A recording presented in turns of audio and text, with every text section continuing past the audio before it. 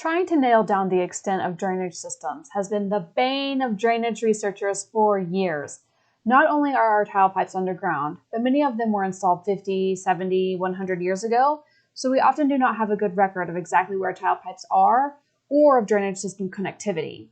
From a conservation, drainage, and water quality perspective, this matters because having a decent idea of how large your drainage area is plays into the design of conservation drainage practices like bioreactors and saturated buffers. Fortunately for us, as I record this in summer 2023, there is a great new tool that helps us get a better idea of the extent of artificially improved drainage. This tool is called the Likely Extent of Agricultural Drainage tool. How appropriate! To get to the tool, go to the transformingdrainage.org website, hover over the Tools dropdown, and then select the Likely Extent tool. I highly suggest watching the very quick tutorial video because it's an easy watch and it tells you how to do everything in this handy tool. I'll also give a shout out to the journal article that describes this tool. This reference is included at the end of the lesson. This new online tool is really where it's at, in my opinion, for the extent of drainage. But I will say a few other things. I'm including my own picture here. This is very important to me because when I started my PhD at Iowa State, I did not know what my dissertation topic would be, but I remember thinking, I just hope that I don't end up doing something drainage related because nobody in the world does drainage except these weirdos in Iowa. And boy, was I wrong, because in fact, the practice of improving the land drainage is widely done around the world.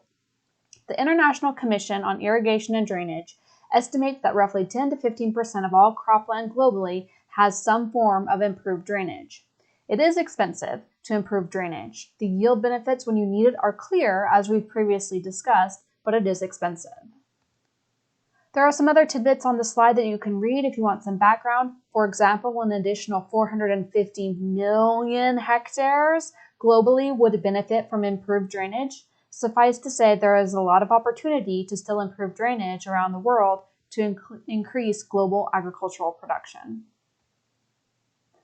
There are obvious issues, data quality issues with this map, since several countries have greater than 100% of arable and cropland drained. That's the darkest blue color, which doesn't really make sense. But nevertheless, you can see relative importance of drainage around the world. A fair amount of agriculture in Northern Europe, for example, depends on improved drainage. Zooming in on the US more closely, you see hot spots of drainage in the Midwest, not surprisingly. Note this map is a different metric than that ICID map we just looked at. This is percent of total county rather than percent of arable land. Side note, these data from Sugg et al. And the World Resources Institute are available online as a shapefile if you're interested in GIS.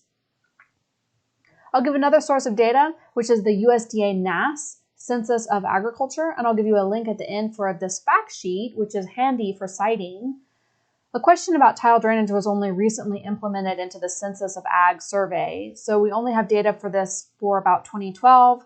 The 2022 Census of Ag data will be released later this year in 2023, so I'm curious to see how much the numbers change. Remember, a lot of new tile going in right now is going in on acres that have historically been tiled. So while we're putting in a lot of new pipe, the acres might not actually change all that much in some areas. Check out that Transforming Drainage tool, and I'll see you next time.